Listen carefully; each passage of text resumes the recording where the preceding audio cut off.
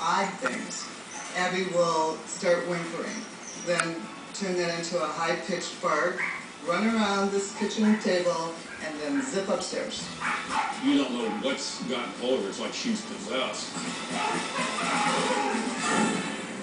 Gator and I get in the car, and he's usually fine until we turn off of anywhere that was our original route to my old workplace. He starts barking and jumping all over, spinning in the